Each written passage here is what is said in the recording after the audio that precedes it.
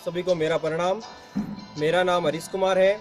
मैं आदर्श विद्या मंदिर उच्च प्राथमिक विद्यालय भिंजमाल में अपनी सेवा दे रहा हूँ। आज मैं कक्षा पंचमी के हिंदी विषय की बात करूँगा। आज का अपना अध्यापन विषय रहेगा मुहावरे। मुहावरे एक ऐसी चीज़ है जो बालक को हम आसानी के साथ में समझा सकते हैं। बालक मुहावरे आसानी के साथ समझे, उसके लिए हमें क्या प्रयत्न करना चाहिए। अगर आप चाहते हैं कि आप बालकों को मुहावरे समझाएं तो उसके लिए आप चित्र बना करके भी आप उनको समझा सकते हैं। अगर आप चित्र के माध्यम से बालकों को मुहावरे समझाएंगे तो बालक शीघ्रता से वो सीखने का प्रयत्न करेंगे। तो देखिए हम किस प्रकार समझ सकते हैं। चित्रमयी मुहावरे। मुहावरा ऐसे शब्दों का समूह है जो अपने साधारण अर्थ को छोड़कर किसी विशेष अर्थ को प्रकट करता है, अर्थात जो वाक्यांश अपने सामान्य अर्थ को छोड़कर विशेष अर्थ प्रकट करते हैं मुहावरे कहलाते हैं। मुहावरे का प्रयोग से भाषा रोचक तथा प्रभावशाली बन जाती है। अब देखिए चित्र को। ऊंट के मुंह में जीरा, जिसका अर्थ है अधिक आवश्यकता में कम वस्तु मिलना। अभी चित्र को देखिए। जिसकी लाठी उसकी भैंस, शक्तिशाली की विजय होती है। यानी हम चित्र बना करके भी बालकों को सिखा सकते हैं। चिराग तले अंधेरा, दूसरों को उपदेश देने वाले व्यक्ति का अच्छा आचरण न करना। अभी चित्रों के माध्यम से बालक आसानी के साथ में सीखता है। पाँव में बेड़ी पड़ना, जिसका अर्थ है बंधन में बंध जाना।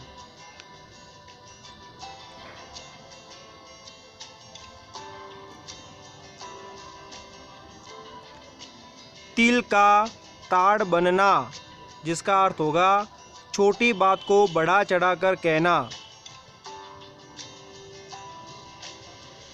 आँखों का तारा होना, इस मुहावरे का अर्थ है बहुत प्यारा होना।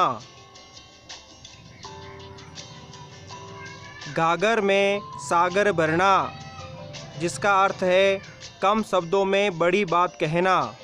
अब आगे देखिए। मुंह में पानी आना, किसी चीज़ को देखकर लालच आना। अब बालक चित्रों को देखेंगे तो सरलता से सीख सकते हैं। अब देखिए चित्र को। पांचों अंगुलियां घी में होना, जिसका अर्थ है सब तरफ से लाभ होना।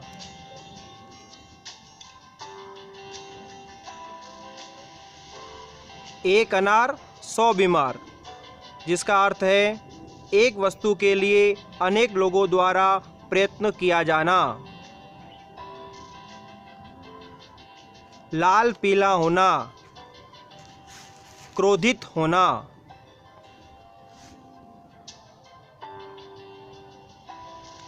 नाक कटना, जिसका अर्थ है बेइज्जती होना।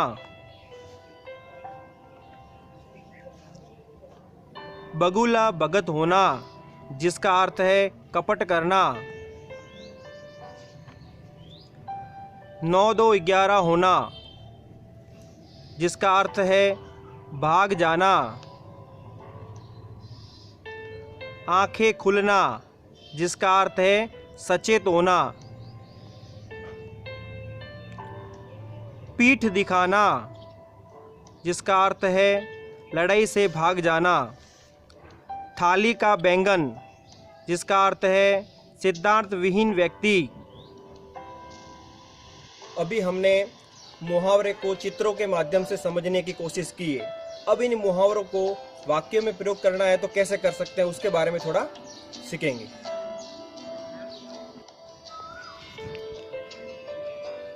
उद्देश्य।